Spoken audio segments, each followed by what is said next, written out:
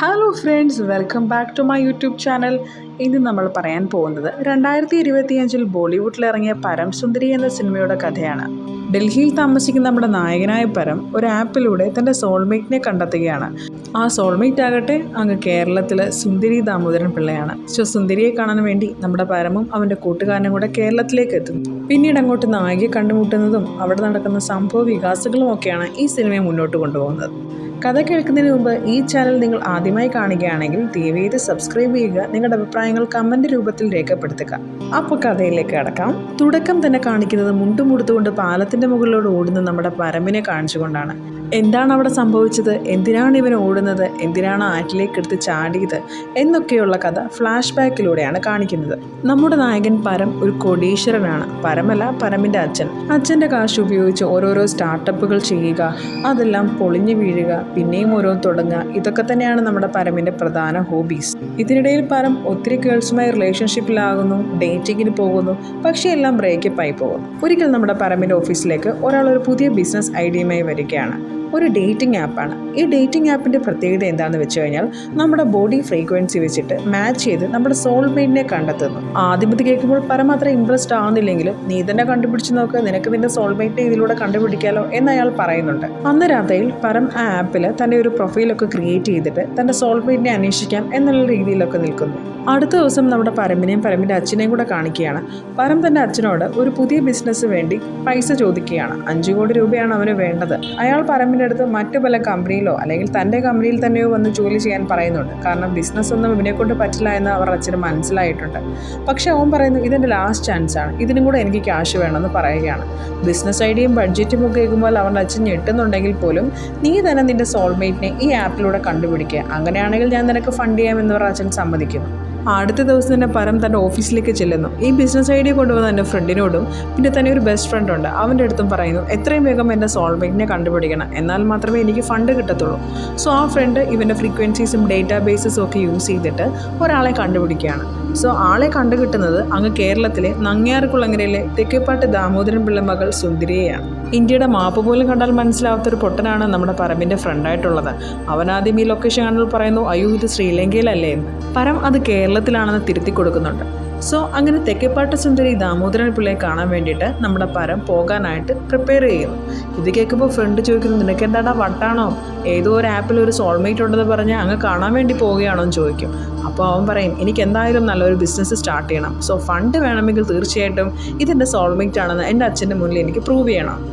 Front ആദ്യം അവൻ്റെ കൂടെ വരില്ല എന്ന് പറയെങ്കിലും നെക്സ്റ്റ് ഡേ ഫ്ലൈറ്റിൽ കയറുമ്പോൾ ആ ഫ്രണ്ടും അവൻ്റെ കൂടെ തന്നെയുണ്ട്. അങ്ങനെ പരമും അവൻ്റെ പഞ്ചാബി ഫ്രണ്ടും കൂടെ കേരളത്തിൽ നെടുമ്പാശ്ശേരി എയർപോർട്ടിലേക്ക് വന്നിറങ്ങിയാണ്. സെറ്റിട്ട് എയർപോർട്ടിലാണെന്ന് തോന്നുന്നു വന്നത്, കാരണം ഒറിജിനൽ എയർപോർട്ട് ഇങ്ങനെ അല്ലല്ലോ ഇരിക്കുന്നത്. അതെന്തെങ്കിലും ആകട്ടെ, അങ്ങനെ അവർ എയർപോർട്ടിൽ നിന്ന് കാറൊക്കെ പിടിച്ചിട്ട് ഇങ്ങനെ വരികയാണ്. അങ്ങനെ അവർ ഒരു ക്യാബൊക്കെ പിടിച്ച് അതിൽ കയറി പോവുകയാണ്. ആദ്യം നമ്മുടെ ആ ക്യാബ് ഡ്രൈവർ ഇവരുടെ അടുത്ത് വളരെ ഇംഗ്ലീഷിലൊക്കെ വളരെ മാന്യമായി സംസാരിക്കും. കുറച്ച് കഴിയുമ്പോൾ അയാൾ തൻ്റെ കൈവശമുണ്ടായിരുന്ന ചാരായം ഒക്കെ എടുത്ത് കുടിച്ച് ആ വണ്ടി എവിടേക്കോ കൊണ്ട് ഇടിച്ച് നിർത്തും. പിന്നെ ആ പാലത്തിൻ്റെ മുകളിൽ അവർ മണിക്കൂറുകളോളം നിന്നിട്ടാണ് അവർക്കൊരു KSRTC ബസ്സെങ്കിലും കിട്ടുന്നത്. അതിൽ അവർ തൂങ്ങിപ്പിടിച്ച് കയറി പിന്നെ ഒരു വള്ളത്തേലൊക്കെ കയറി നമ്മുടെ തെക്കേപ്പാട്ട് സുന്ദരി ദാമോദരൻ പിള്ളയുടെ വീട്ടിലേക്ക് എത്തുകയാണ്. ആക്ച്വലി ഈ നമ്മുടെ സുന്ദരിയുടെ വീടെന്ന് പറയുന്നത് ഒരു തെക്കേപ്പാട്ട് ഹോം സ്റ്റേ ആണ്. അങ്ങനെയാണ് അത് നമ്മുടെ വെബ്സൈറ്റിൽ കാണിക്കുന്നത്. സോ ഹോം സ്റ്റേയിൽ താമസിക്കാൻ എന്നവണ്ണമാണ് അവർ അവിടേക്ക് ചെല്ലുന്നത്. അവിടെ ചെല്ലുമ്പോൾ നമ്മുടെ സുന്ദരി ഏതോ ഒരു ഡാൻസ് കളിച്ചുകൊണ്ടിരിക്കുകയാണ്. സോ ആ ഡാൻസും കൂടെ കാണുമ്പോൾ തന്നെ നമ്മുടെ പരം ഫസ്റ്റ് സീനിൽ തന്നെ ഫ്ലാറ്റ് ആവുന്നുണ്ട്. ആ ടൈമിലാണ് സുന്ദരി പുറത്ത് വേറൊരാൾ നിൽക്കുന്ന കാണുന്നത്. അയാൾ തെങ്ങ് കയറാനായിട്ട് പോവുകയായിരുന്നു. സുന്ദരി ഓടിപ്പോയി അയാളെ വഴക്ക് പറഞ്ഞ് ചീത്ത പറഞ്ഞ് ഓടിച്ചു വിടുന്നുണ്ട്. അതിനുശേഷമാണ് നമ്മുടെ പരമിനെ അതുപോലെ അവൻ്റെ ഫ്രണ്ടിനെയും കാണുന്നത്. പരം സുന്ദരിയുടെ അടുത്ത് പറയും ഞങ്ങൾ വെബ്സൈറ്റ് വഴി ഇവിടെ താമസിക്കാൻ ബുക്ക് ചെയ്തിട്ടുണ്ടായിരുന്നു, അതിനുവേണ്ടി വന്നതാണെന്ന്. അപ്പോഴാണ് സുന്ദരി ആ കാര്യം ഓർക്കുന്നത്. സോ സുന്ദരി രണ്ടുപേരെയും വിളിച്ച് അകത്തേക്ക് കൊണ്ടുപോകുന്നു. സുന്ദരിക്ക് ഒരു അനിയത്തിയുണ്ട്. അങ്ങനെ അനിയത്തിയാണ് ഇവർക്ക് റൂംസൊക്കെ കാണിച്ചു കൊടുക്കുന്നത്. റൂമിൽ ചെന്ന് കഴിയുമ്പോൾ പരമിന് ആകെ ബുദ്ധിമുട്ടുകളാണ്. ബെഡ് കൊള്ളില്ല, കൊതുകൊണ്ട്, ഇൻ്റർനെറ്റ് വർക്ക് ചെയ്യുന്നില്ല. പക്ഷേ ഇൻ്റർനെറ്റ് വർക്ക് ചെയ്യില്ല എന്ന് പറയുമ്പം സുന്ദരിയുടെ കയ്യിൽ വേറൊരു ഓപ്ഷൻ ഉണ്ടായിരുന്നു. സുന്ദരി പുറത്തൊരു തെങ്ങുണ്ടല്ലോ, ആ തെങ്ങ് ചൂണ്ടിക്കാണിച്ചിട്ട് പറയുന്നുണ്ട് അതിൻ്റെ മുകളിൽ കയറി നിന്നാൽ നല്ലപോലെ റേഞ്ച് കിട്ടുമെന്ന്. അതുപോലെ തന്നെ ബെഡ് കൊള്ളില്ല എന്ന് പറയുമ്പോൾ ഒരു പായും എടുത്ത് കയ്യിൽ കൊടുക്കുന്നുണ്ട്, ഇതേ കിടന്നാൽ നല്ലതാണെന്ന്. അങ്ങനെ കേരളത്തെ മൊത്തം ഇൻസൾട്ട് ചെയ്ത ഒരു സംതൃപ്തിയിൽ നമ്മുടെ സുന്ദരി പുറത്തേക്ക് പോകുന്നു. അടുത്ത ദിവസം പരം ജോഗിങ്ങിന് പോവുകയാണ്. ഷോർട്സും ബനിയനുമാണ് ഇട്ടിരിക്കുന്നത്. ആ വേഷത്തിൽ ഒരു ലേഡിയെ ചെന്ന് ഇടിക്കുന്നുണ്ട്. ഇടിച്ച പാടെ ആ പെണ്ണിന് നമ്മുടെ പറമ്പിൻ്റെ അടുത്ത് എന്തൊക്കെയോ തോന്നുകയാണ്. അവൾ പറയുന്നു, ഞാനൊരു നേഴ്സാണ്, ഫുൾ ബോഡി ചെക്കപ്പ് വേണമെങ്കിൽ എൻ്റെ ക്ലിനിക്കിലേക്ക് വന്നാൽ മതിയെന്ന്. ഇത് കണ്ട് പരം പേടിച്ചിട്ട് അവിടുന്ന് ഓടി രക്ഷപ്പെടുന്നു. മലയാളികളാരും ഷോർട്സ് ഇട്ട ജിമ്മന്മാരെ കണ്ടിട്ടില്ലല്ലോ, സ്വാഭാവികം. ഓടി ഓടി നാൽക്കവരയിലെത്തിയ പരമിനെ അവിടുത്തെ ആളുകളെല്ലാം വട്ടം വിടുന്നുണ്ട്. ആ സമയത്താണ് നമ്മുടെ മസിൽമാനായ രഞ്ജി പണിക്കർ വരുന്നത്. രഞ്ജി പണിക്കർ ആ ഒരു പഞ്ചായത്തിൻ്റെ പ്രസിഡൻ്റാണ് വർഷങ്ങളായിട്ട്. അയാൾ നമ്മുടെ പറമ്പിൻ്റെ അടുത്ത് പറയുന്നുണ്ട്, ഈ വേഷത്തിൽ ഇതുവഴി ഓടാൻ പാടില്ല, കാരണം ഇവിടെ അമ്പലമുള്ളതാണ്. ആ രീതിയിലുള്ള വസ്ത്രധാരണമേ ഈ ഏരിയയിൽ പാടുള്ളൂ എന്ന്. ഇത് കേട്ടപാടെ ഒരാൾ ഓടി വന്ന് നമ്മുടെ പരമിനെ മുണ്ടൊക്കെ ഉടുപ്പിച്ചു കൊടുക്കുന്നുണ്ട്. മുറിയിലിരുന്ന് കൊതുകടി സഹിക്കാൻ വയ്യാതെ ഫ്രണ്ടും പരമും കൂടെ നമുക്ക് സുന്ദരിയെ ഫോളോ ചെയ്യാം, അവളുടെ അപ്ഡേറ്റ്സുകൾ അറിയാം എന്നും പറഞ്ഞിട്ട് അവളുടെ പുറയിൽ നടക്കുകയാണ് പിന്നെ കുറച്ച് നാളത്തേക്ക്. പിന്നെ പരം നോക്കുമ്പോൾ സുന്ദരി പാട്ടൊക്കെ കേട്ടുകൊണ്ടാണ് കുക്ക് ചെയ്യുന്നത്. പരം എന്ത് ചെയ്യും, അവൾ ഏത് പാട്ടാണ് കേൾക്കുന്നതെന്ന് അവൾ അറിയാതെ തന്നെ അതിൻ്റെ സ്ക്രീൻഷോട്ട് എടുത്തിട്ട് പോകും. നെക്സ്റ്റ് ഡേ രാവിലെ നമ്മുടെ സുന്ദരി എഴുന്നേറ്റ് വരുമ്പോൾ പരമും അവൻ്റെ ഫ്രണ്ടും കൂടെ ഫുൾ കുക്കിംഗ് എല്ലാം ചെയ്യുന്നു. അനിയത്തി അവിടെ നിന്ന് ഫുഡ് കഴിക്കുകയാണ്. ഇതെല്ലാം കണ്ടുവന്ന സുന്ദരി വളരെ ഹാപ്പി ആയിട്ട് ഡൈനിങ് ടേബിളിൽ ഇരിക്കുന്നുണ്ട്. ആ സമയത്ത് സുന്ദരിയെ ഒന്ന് ഇമ്പ്രസ് ചെയ്യാൻ വേണ്ടി നമ്മുടെ പരം ഇന്നലെ അവൻ സ്ക്രീൻഷോട്ട് എടുത്ത ആ പാട്ട് ഒന്ന് പാടുന്നു. ഈ പാട്ട് കേൾക്കുമ്പോൾ നമ്മുടെ സുന്ദരിക്കാകെ സന്തോഷമാകും. സുന്ദരി പറയും, എനിക്ക് നടനെ എന്തിഷ്ടമാണെന്നറിയാമോ, എൻ്റെ ഫേവറേറ്റ് ആണ് എന്നൊക്കെ പറയും. ഇത് കേൾക്കുമ്പോൾ പരം വിചാരിക്കുന്നത് രജനീകാന്തിനെ പറ്റിയാണ് ഈ പറയുന്നതാണ്. കാരണം ഈ നോർത്തന്മാരുടെ വിചാരം സൗത്തിൽ ഒരൊറ്റ ആക്ടറേ ഉള്ളൂ, ഒറ്റ ഫിലിം ഇൻഡസ്ട്രിയേ ഉള്ളൂ എന്നല്ലേ. രജനീകാന്തിനെ പുകഴ്ത്തി കുറേ പറയും. ഇത് കേൾക്കുമ്പോൾ അവൾക്ക് മനസ്സിലാവും ഇവന് നമ്മുടെ സൗത്തിനെ പറ്റി പ്രത്യേക ധാരണയില്ലാന്ന്. അവൾ ഓരോ സ്റ്റേറ്റിലെയും നായകന്മാരുടെയും മെയിൻ ഹീറോയുടെയും പേരൊക്കെ പരമിന് പറഞ്ഞു കൊടുക്കുന്നുണ്ട്. എന്നിട്ട് അവൾ അവിടെ ദേഷ്യപ്പെട്ടിരുന്നിട്ട് പോകുന്നുണ്ട്. അപ്പോൾ അവനുണ്ടാക്കിയ ഫുഡൊക്കെ ആയിട്ട് അവൻ അവളുടെ പുറകിനെ ചെല്ലുമ്പോൾ അവളാണെങ്കിൽ തെങ്ങിൻ്റെ മുകളിൽ നിൽക്കുകയാണ്. അപ്പോൾ തെങ്ങിൻ്റെ മുകളിൽ നിന്ന് തേങ്ങയൊക്കെ ഇട്ടിട്ട് ഇറങ്ങി വരുമ്പോൾ അവൻ പറയും, ഞാൻ ഉണ്ടാക്കിയ ചപ്പാത്തിയും പൊട്ടറ്റോയും ഒന്ന് കഴിച്ചു നോക്കാൻ പറയുന്നുണ്ട്. അവൾ അങ്ങനെ കുറച്ചെടുത്ത് കഴിക്കുമ്പോൾ അവൾക്ക് അവൻ്റെ ഫുഡും ഒക്കെ ഇഷ്ടപ്പെടും. നെക്സ്റ്റ് ഡേ നമ്മുടെ സുന്ദരി പരമിനൊരു പണി കൊടുക്കാൻ വേണ്ടിയിട്ട് അവനെ കൊണ്ട് അവളുടെ അമ്മാവൻ്റെ അടുത്ത് പോകും. അമ്മാവൻ നമ്മുടെ രഞ്ജി പണിക്കരാണ്. പുള്ളി ഈ കളറിപ്പയറ്റൊക്കെ ട്രെയിൻ ചെയ്യുന്ന ആളാണ്. അയാളുടെ അടുത്ത് പോയിട്ട് പറയും, പരമിനൊരു പണി കൊടുക്കാൻ വേണ്ടിയിട്ടാണ്, എന്തെങ്കിലും കുറച്ച് മാർഷൽ ആർട്സ് ഇവനെയും കൊണ്ടൊന്ന് ചെയ്യിപ്പിക്കാമെന്ന്. മലയാളത്തിലാണ് പറയുന്നത്. അതുകൊണ്ട് തന്നെ അവൾ എന്താണ് പറഞ്ഞതെന്ന് പരമിന് മനസ്സിലായില്ല. അവൻ വിചാരിക്കും ഇവനെ ഇതൊക്കെ ഒന്ന് കാണിക്കാനും ട്രെയിൻ ചെയ്യിക്കാനുമാണ് കൊണ്ടുവരുന്നതെന്ന്. കുറച്ച് പേടിച്ചാണ് പരം കളറിപ്പയറ്റിന് ഇറങ്ങിയതെങ്കിലും വർഷങ്ങളായിട്ട് ട്രെയിൻ ചെയ്ത അയാളെ പോലും തോൽപ്പിക്കാൻ പരമിന് അവിടെ കഴിഞ്ഞു. ഇത് കണ്ട് സുന്ദരിയും നമ്മളും ഒക്കെ അങ്ങ് ചമ്മിപ്പോവും. കളറിപ്പയറ്റ് ചെയ്തുകൊണ്ടിരുന്നപ്പോൾ വാള് വീശി നമ്മുടെ പരമിൻ്റെ തോള് ചെറുതായിട്ടൊന്ന് മുറിഞ്ഞായിരുന്നു. ഇത് കണ്ടിട്ട് സുന്ദരി പരമിനെ പെട്ടെന്ന് തന്നെ അതിരപ്പള്ളി വെള്ളച്ചാട്ടത്തിൻ്റെ അവിടെ കൊണ്ടുപോയി അവിടെയുള്ള ഒരു ചെടിയിലെ പച്ചമരുന്ന് എടുത്തിട്ട് കയ്യിൽ തേച്ചു കൊടുക്കും. പിന്നീട് അവർ രണ്ടുപേരും അവിടെ ഇരുന്ന് കുറച്ചു നേരം സംസാരിക്കുന്നുമുണ്ട്. അപ്പോൾ നമ്മളെ സുന്ദരി പറയുന്നുണ്ട്, ലാലേട്ടിൻ്റെ പാട്ടും ഒരു കട്ടൻ കാപ്പിയും ഉണ്ടെങ്കിൽ തീരാത്ത പ്രശ്നങ്ങളുണ്ടോ എന്ന്. നെക്സ്റ്റ് ഡേ നമ്മുടെ സുന്ദരി അവളുടെ മോതിരം തപ്പുകയാണ്. നമ്മുടെ പരമിന് മരുന്ന് തേച്ച് കൊടുക്കാൻ വേണ്ടി അവൾ ആ മോതിരം ആ പാറയുടെ മുകളിൽ ഊരി വെച്ചിരുന്നല്ലോ. അപ്പോഴാണ് നമ്മുടെ പരമന് ആ കാര്യം ഓർമ്മ വരുന്നത്. അവൻ അപ്പോൾ തന്നെ അതിരപ്പള്ളിയിൽ പോയി ആ വെള്ളത്തിനടിയിൽ നിന്ന് ആ മോതിരം കണ്ടുപിടിച്ചുകൊണ്ട് വന്നിട്ട് അവൾക്ക് കൊടുക്കുന്നുണ്ട്. മോതിരം എടുത്ത് തിരിഞ്ഞു നോക്കുമ്പോൾ പുറയിലൊരാന. പരം പേടിച്ചു പോകും. ആന തൻ്റെ തുമ്പിക്കൈ കൊണ്ട് നമ്മുടെ പരത്തിനെ എടുത്ത് ഊഞ്ഞാലാട്ടുന്നുണ്ട്. ഈ സമയം നമ്മുടെ സുന്ദരി ഓടി വന്നിട്ട് ആനയോട് അവനെ താഴെ ഇടാൻ പറയും. ആ ടൈമിൽ തന്നെ ആന അവനെ താഴെ ഇടും. അങ്ങനെ അവൻ രക്ഷപ്പെടുന്നു. അവൻ ആ മോതിരം എടുത്ത് സുന്ദരിയുടെ കയ്യിൽ കൊടുക്കുന്നു. അവൾക്ക് ഒത്തിരി സന്തോഷമാകുന്നുണ്ട്. പിന്നെയും കുറച്ചു നേരം അവിടെ ഇരുന്ന് സംസാരിച്ചതിന് ശേഷം പിന്നീട് ആ സോങ്ങാണ് പരദേശിയ.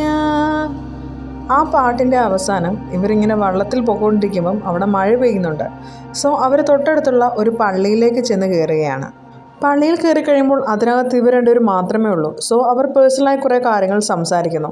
സുന്ദരി പരമിൻ്റെ അടുത്ത് ചോദിക്കുന്നുണ്ട്, നിനക്ക് മുൻപ് റിലേഷൻഷിപ്പ് എന്തെങ്കിലും ഉണ്ടായിട്ടുണ്ടോ എന്ന്. അവൻ ഇഷ്ടംപോലെ ഡേറ്റിങ്സും ഫിസിക്കൽ റിലേഷൻഷിപ്സും ഒക്കെ ഉണ്ടായിരുന്ന കാര്യം അവളുടെ അടുത്ത് പറയുകയാണ്. ഒരു നാട്ടിൻപുറത്ത് കാര്യമായിരുന്നിട്ട് പോലും സുന്ദരിക്ക് അതൊന്നും ഒരു പ്രശ്നമായിട്ട് തോന്നിയിരുന്നില്ല.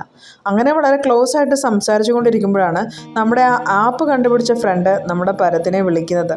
ആ ആപ്പ് പരം മേടിക്കുന്നുണ്ടോ, സ്റ്റാർട്ടപ്പ് ചെയ്യുന്നുണ്ടോ എന്നൊക്കെ അറിയാനാണ് ഫ്രണ്ട് വിളിക്കുന്നത്. അയാളുടെ അടുത്ത് സംസാരിച്ചു കഴിഞ്ഞ് പരം തിരിച്ചെത്തുമ്പോൾ സുന്ദരി അവിടെ ഒറ്റയ്ക്കിരുന്ന് ഉറങ്ങുന്നത് കാണുന്നു.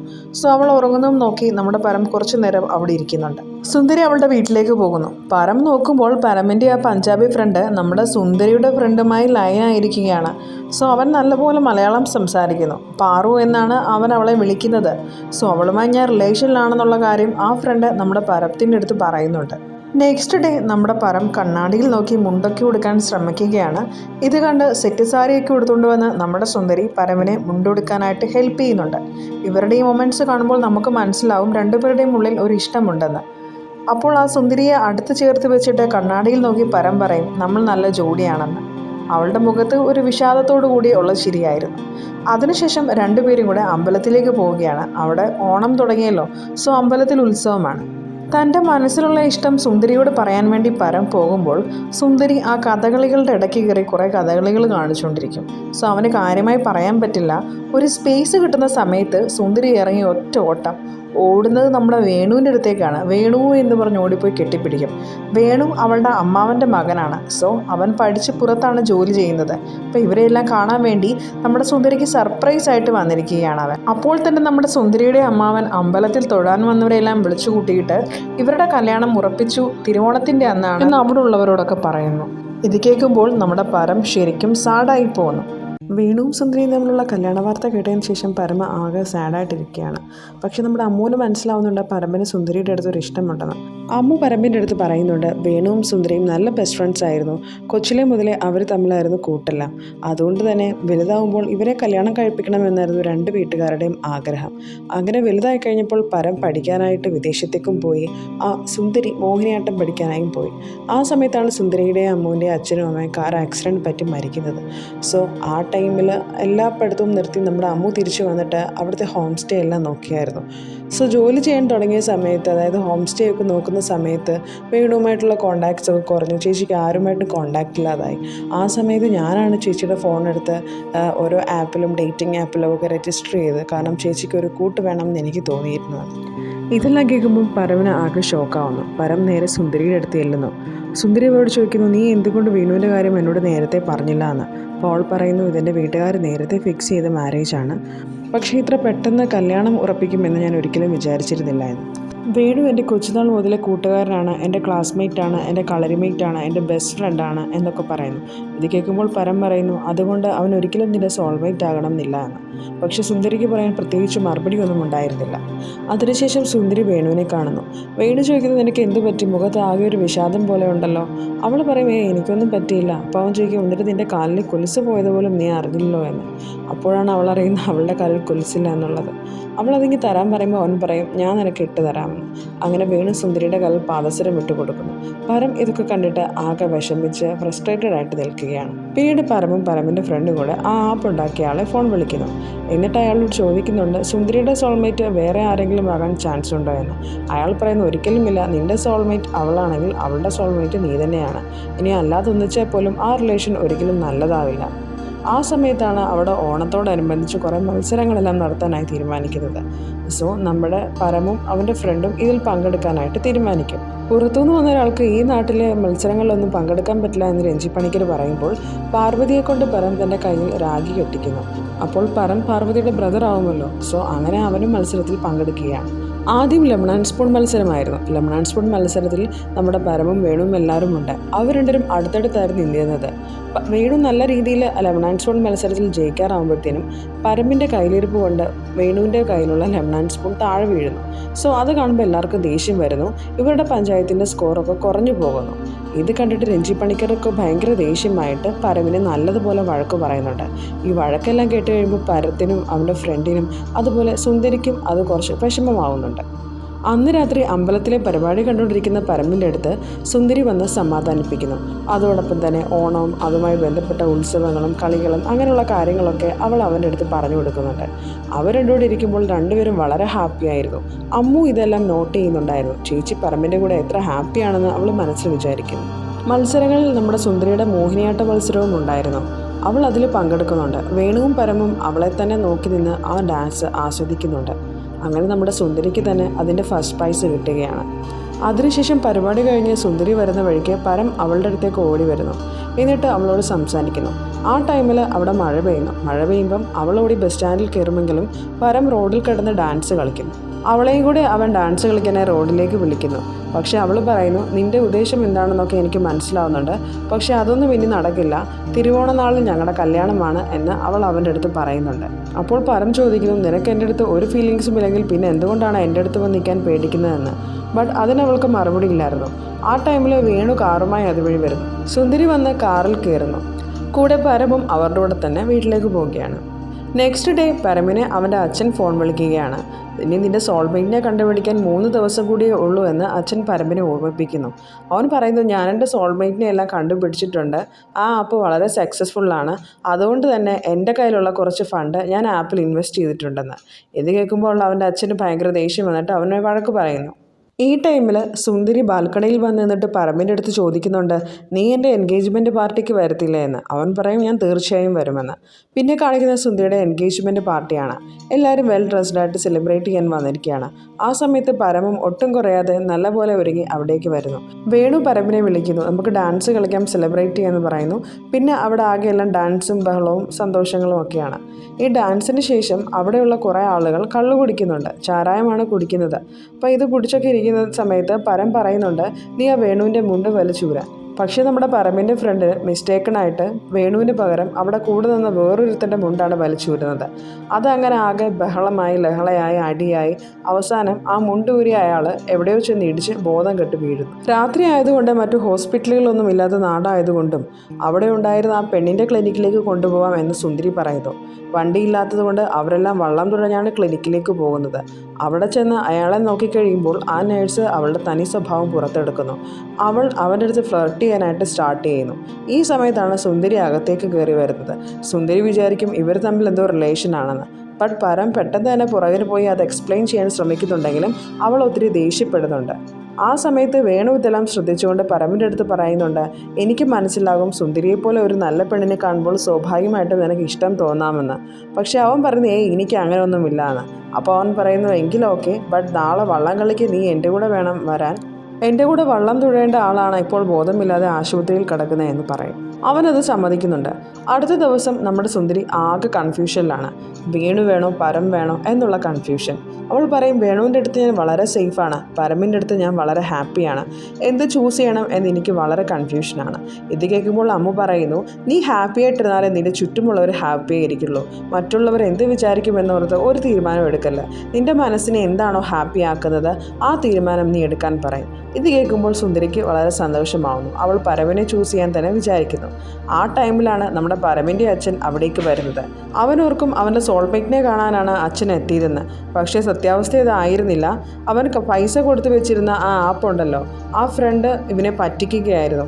അങ്ങനെ ഒരു ആപ്പുമില്ല, അങ്ങനെ ഒരു സോൾമേറ്റിനെ ഫ്രീക്വൻസി യൂസ് ചെയ്ത് കണ്ടുപിടിക്കാനും സാധിക്കില്ല. അത് ഫുൾ ഉഡായിപ്പായിരുന്നു. ഇത് കേട്ടിട്ട് പരം പെട്ടെന്ന് അയാളെ ഫോൺ വിളിക്കാൻ ശ്രമിക്കുന്നുണ്ടെങ്കിലും കിട്ടില്ല. നെറ്റിൽ സെർച്ച് ചെയ്ത് നോക്കുമ്പോൾ അങ്ങനെ ഒരു പേജേ ഇല്ലയെന്ന് കാണിക്കുന്നു. പരം ആകെ ഷോക്ക്ഡ് ആവുന്നു. അവൻ്റെ പ്രധാന ഷോക്ക് എന്തെന്ന് വെച്ചാൽ സുന്ദരി തൻ്റെ സോൾമേറ്റ് അല്ല എന്ന് അവന് മനസ്സിലാവുന്നു. സോ ഇനി സത്യങ്ങൾ തുറന്നു പറഞ്ഞില്ലെങ്കിൽ സുന്ദരിയെ ചതിക്കുന്നതിന് തുല്യമാണെന്ന് അവനെ തോന്നുന്നു. ആ ടൈമിൽ സുന്ദരി റൂമിലേക്ക് വരുന്നു. അച്ഛൻ സുന്ദരിയെ കണ്ട് വളരെ ഹാപ്പി ആവുന്നു. ഈ ടൈമിൽ സുന്ദരി പരമിൻ്റെ അടുത്ത് സംസാരിക്കണമെന്ന് പറയുന്നു. അങ്ങനെ അവർ ബാൽക്കണിയിലേക്ക് ചെല്ലുന്നു. അപ്പോൾ പരം ആ സത്യങ്ങൾ മൊത്തം തുറന്നു പറയുകയാണ്. എനിക്കൊരു ബിസിനസ് തുടങ്ങണമായിരുന്നു, ആ ടൈമിലാണ് ഇങ്ങനെ ഒരു ആപ്പ് വന്നത്. സോ അതിൽ സോൾമേറ്റ് നീയാണെന്ന് കാണിച്ചു. അങ്ങനെ നീ തന്നെയാണ് എൻ്റെ സോൾമേറ്റ് എന്ന് പ്രൂവ് ചെയ്യാനാണ് ഞാൻ ഇവിടെ വന്നതെന്ന്. തൻ്റെ ഇഷ്ടം പറയാൻ വന്നപ്പോൾ പരമിൻ്റെ കയ്യിൽ ഇതൊക്കെ കേൾക്കുമ്പോൾ അവൾ ആകെ ഞെട്ടുന്നു. അവൾ അപ്പോൾ തന്നെ അവിടെ നിന്ന് ഇറങ്ങിപ്പോവാൻ പറയുന്നു. അവനകത്ത് വന്ന് അവൻ്റെ ഫ്രണ്ടിൻ്റെ അടുത്ത് ഈ കാര്യം പറയുമ്പോൾ അവൻ പറയുന്നു, ഒരു ആപ്പ് വഴി കണ്ടെത്തിയെന്നല്ല ഞാൻ പാറുവിനെ, പക്ഷേ എനിക്ക് അവളുടെ അടുത്തുള്ളത് റിയലായിട്ടുള്ള ഫീലിങ്സ് ആണ്. അതുകൊണ്ട് തന്നെ എനിക്ക് വരാൻ സാധിക്കില്ല, നീ പൊക്കോളാൻ പറയും. അങ്ങനെ അച്ഛനും പരമും കൂടെ പോകാൻ ഇറങ്ങുമ്പോഴാണ് വേണു ഓടി വരുന്നത്. നാളെ വള്ളംകളിക്ക് നീ എൻ്റെ കൂടെ നിൽക്കാമെന്ന് പറഞ്ഞതല്ലേ, പിന്നെ എന്തിനാണ് പോകണമെന്ന് ചോദിക്കുന്നു. സോ എല്ലാവരുടെയും നിർബന്ധത്തിന് വഴങ്ങി അവൻ്റെ അച്ഛനും തോന്നും ഇതെല്ലാം കഴിഞ്ഞിട്ട് ഇവിടുന്ന് പോകാമെന്ന്. അങ്ങനെ നാളെ വള്ളം തുഴയാൻ പരമും കൂടെ വരാമെന്ന് അവരോട് സമ്മതിക്കുന്നു. അടുത്ത ദിവസം സുന്ദരിയുടെ കല്യാണൊരുക്കങ്ങളൊക്കെയാണ്. അവിടേക്ക് പരമം വരുന്നുണ്ട്. പരമിനെ കാണുമ്പോൾ സുന്ദരി ഒത്തിരി വിഷമിക്കുന്നു. പരമനും അവളെ അവിടെ വെച്ച് കാണുമ്പോൾ ഒത്തിരി വിഷമമാവുന്നുണ്ട്. പക്ഷേ രണ്ടുപേരും ഇതൊന്നും പുറത്ത് കാണിക്കുന്നില്ല. അടുത്ത ദിവസം വള്ളംകളിയാണ്. വള്ളംകളിയിൽ തുഴഞ്ഞു തുടങ്ങുമ്പോൾ അവർ ഒത്തിരി പിറകിലാണ്. ഇത് കാണുമ്പോൾ സുന്ദരിക്ക് തോന്നും അവർ തോറ്റുപോകുമെന്ന്. അപ്പോഴാണ് അവൻ ഓർക്കുന്നത്, സുന്ദരി പറഞ്ഞിട്ടുണ്ട് പാട്ട് പാടിക്കൊണ്ട് വള്ളം തുഴയുമ്പോൾ നല്ല ആവേശത്തിൽ തുഴയാമെന്ന്. അങ്ങനെ അയാൾ ഒരു ഹിന്ദി പാട്ട് പാടിക്കൊണ്ട് അത്ര മലയാളികളെ കൊണ്ട് ആ വള്ളം തുഴഞ്ഞ് അവർ ഫസ്റ്റ് എത്തുകയാണ്. ഇത് കാണുമ്പോൾ സുന്ദരിക്കും നമ്മുടെ രഞ്ജി പണിക്കർക്കും നാട്ടുകാർക്കും നങ്ങ്യാർകുളങ്ങര നിവാസികൾക്കും മൊത്തം ഹാപ്പി ആവുന്നു. അങ്ങനെ വള്ളംകളിയെല്ലാം കഴിഞ്ഞ് വീട്ടിലേക്ക് പോകാനായി അടുത്ത ദിവസം അച്ഛനും പരമും എയർപോർട്ടിൽ നിൽക്കുമ്പോൾ അയാൾ പറയുന്നു, എനിക്കറിയാം നിനക്ക് സുന്ദരിയെ എന്തിഷ്ടമാണെന്ന്. നീ ഇപ്പോൾ എൻ്റെ കൂടെ വന്നു കഴിഞ്ഞാൽ പിന്നെ തിരിച്ചൊരു പോക്കുണ്ടാവില്ല. സോ നീ എന്തായാലും അവിടെ പോയി അവളെ പറഞ്ഞ കാര്യങ്ങളൊക്കെ മനസ്സിലാക്കാൻ പറയുന്നു. ഇത് കേൾക്കുമ്പോൾ പരമനും അതുതന്നെയാണ് ശരിയെന്ന് തോന്നും. അങ്ങനെ അവൻ നേരെ നമ്മുടെ സുന്ദരിയെ കാണാനായിട്ട് ചെല്ലുകയാണ്. സുന്ദരിയെ കാണാൻ പോകുന്നത് തനി നാടൻ വേഷത്തിലാണ്. മുണ്ടും ജുബയും കൂളിംഗ് ഗ്ലാസും ഒക്കെ ഇട്ട് അവളെ ഇമ്പ്രസ് ചെയ്യാൻ തന്നെയാണ് നമ്മുടെ പരമിൻ്റെ പ്ലാൻ. അങ്ങനെ അവൾ മുകളിലത്തെ നിലയിലായതുകൊണ്ട് തന്നെ പരം തെങ്ങ് കയറി മുകളിൽ ചെന്നിട്ട് അവളുമായി സംസാരിക്കുന്നു. ഒരാപ്പും പറഞ്ഞിട്ടല്ല ഞാനിപ്പോൾ നിന്നെ കാണാൻ വന്നിരിക്കുന്നത്. എൻ്റെ മനസ്സിൽ നിന്നോട് റിയലായിട്ടുള്ള ഇഷ്ടമാണ്. സോ നമുക്ക് കല്യാണം കഴിക്കാമെന്ന് പറയുന്നു. ഇത് കേട്ട് സുന്ദരി പറയുന്നു, ഞാൻ എൻ്റെ പ്രണയം തുറന്നു പറയാൻ നിൻ്റെ അടുത്ത് വന്നപ്പോൾ നീ എന്നോട് എന്തൊക്കെയാണ് പറഞ്ഞത്?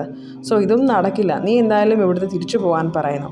അവൻ പറയുന്നുണ്ട് നമുക്ക് ആളുകളെയെല്ലാം കാര്യങ്ങൾ പറഞ്ഞ് മനസ്സിലാക്കാമെന്ന്. പക്ഷെ അവൾ അതെല്ലാം നിഷേധിക്കുന്നു. ഇത് എല്ലാം നമ്മുടെ രഞ്ജി പണിക്കർ ഇന്ന് കേൾക്കുന്നുണ്ട്. കല്യാണ ദിവസം തന്നെ കല്യാണപ്പെണ്ണിനെ അടിച്ചുകൊണ്ട് പോകാൻ ശ്രമിക്കുവാണോടാ എന്ന് ചോദിച്ചിട്ട് രഞ്ജി പണിക്കർ അവിടെയുള്ള ആളുകളോടെല്ലാം പരമിനെ പിടിക്കാൻ പറയുന്നു. ഇത് കേട്ടിട്ട് പരം തെങ്ങിൻ്റെ മുകളിൽ നിന്ന് ഇറങ്ങി ഓടുകയാണ്. അവനോടി പെരയ്ക്കകത്തോട്ട് തന്നെ കയറുന്നുണ്ട്. എന്നിട്ട് വീണ്ടും സുന്ദരിയെ കാണാനായിട്ട് അവൻ ശ്രമിക്കുന്നു. അവൻ സുന്ദരിയോട് നമുക്ക് ഇവിടുന്ന് അങ്ങോട്ടെങ്കിലും പോകാം, എനിക്ക് നിന്നെ ഇഷ്ടമാണ്, നിനക്ക് എന്നോടുള്ള ഇഷ്ടം എനിക്കറിയാം എന്നൊക്കെ പറയുന്നു. ബട്ട് അവൾ ഓരോരോ ന്യായീകരണങ്ങൾ പറയാണ്. കല്യാണ ദിവസം എനിക്കങ്ങനെ പോകാൻ പറ്റില്ല, ആരെയും വിഷമിപ്പിക്കാൻ പറ്റില്ല എന്നൊക്കെ പറയുന്നു. ഈ സമയത്ത് നമ്മുടെ രഞ്ജി പണിക്കരുടെ ആളുകൾ വന്ന് നമ്മുടെ പരമനെ പിടിച്ചുകൊണ്ട് പോകുന്നു. അപ്പോൾ നമ്മുടെ വേണു ഇതെല്ലാം ആ മുറിയിൽ നിന്ന് കേൾക്കുന്നുണ്ടായിരുന്നു. അവൻ സുന്ദരിയുടെ അടുത്ത് പറയുന്നുണ്ട്, ഞാൻ ഒരിക്കലും നിന്നെ കല്യാണം കഴിക്കാനായി നിർബന്ധിക്കില്ല. നിനക്ക് ആരുടെ കൂടാണ് ജീവിക്കേണ്ടതെന്ന് നിനക്ക് ഫീൽ ചെയ്താൽ നിനക്ക് തീർച്ചയായിട്ടും അവരുടെ കൂടെ തന്നെ പോകാമെന്ന് സുന്ദരിയുടെ അടുത്ത് നമ്മുടെ വേണു പറയുന്നു. വേണു ആൾ നല്ലൊരു ഡീസൻ്റ് ആണ്. അതുകൊണ്ട് തന്നെ അവൻ സന്തോഷത്തോടു കൂടി തന്നെ സുന്ദരിയെ പറഞ്ഞു വിടുന്നു. ആളുകളെല്ലാം തന്നെ പിടിക്കാൻ വരുമ്പോൾ പരം ഇറങ്ങി ഓടുകയാണ്. ഈ ഓട്ടമാണ് സിനിമയുടെ തുടക്കത്തിൽ നമ്മളെ കാണിച്ചിരുന്നത്. അങ്ങനെ ഓടി ഓടി ഓടി അവൻ വന്ന് ആ പാലത്തെ കയറി അവിടുന്ന് എടുത്ത് ചാടുകയാണ്. ഇതെല്ലാം കണ്ടുകൊണ്ട് സുന്ദരി വരുന്നു. സുന്ദരി ഒരു വഞ്ചി എടുത്തിട്ട് അവൻ്റെ അടുത്ത് വന്നിട്ട് അവനെ രക്ഷിക്കുന്നു. അപ്പോൾ പരം പറയുന്നുണ്ട് നമുക്ക് എല്ലാവരെയും കാര്യങ്ങൾ പറഞ്ഞ് മനസ്സിലാക്കാമെന്ന്. അവൾ പറയുന്നു എല്ലാവർക്കും കാര്യം മനസ്സിലാകാൻ ഒരൊറ്റ വഴിയേ ഉള്ളൂ എന്ന് പറഞ്ഞിട്ട് പരം സുന്ദരിയെ കിസ് ചെയ്യുകയാണ്. ഇത് കണ്ടിട്ട് നാട്ടുകാരും വീട്ടുകാരും എല്ലാം ഞെട്ടിപ്പോകുന്നു. പരമിൻ്റെ അച്ഛനും ഫ്രണ്ടും ഒക്കെ ഹാപ്പിയാവുന്നു. സോ അങ്ങനെ ഒരു നല്ല ക്ലൈമാക്സ് കാണിച്ചുകൊണ്ട് ഈ സിനിമ ഇവിടെ അവസാനിക്കുകയാണ്. ഈ സിനിമയുടെ കഥ നിങ്ങൾക്ക് ഇഷ്ടപ്പെട്ടോ? ഇഷ്ടപ്പെട്ടാലും ഇഷ്ടപ്പെട്ടില്ലെങ്കിലും നിങ്ങളുടെ അഭിപ്രായം കമൻറ്റ് രൂപത്തിൽ രേഖപ്പെടുത്തുക. കൂടാതെ ഈ വീഡിയോ കണ്ടു എന്നറിയാനായി ഒരു ലൈക്കും ചെയ്യുക. കൂടുതൽ വീഡിയോസ് കാണാൻ വേണ്ടി സപ്പോർട്ട് ചെയ്യുക, സബ്സ്ക്രൈബ് ചെയ്യുക.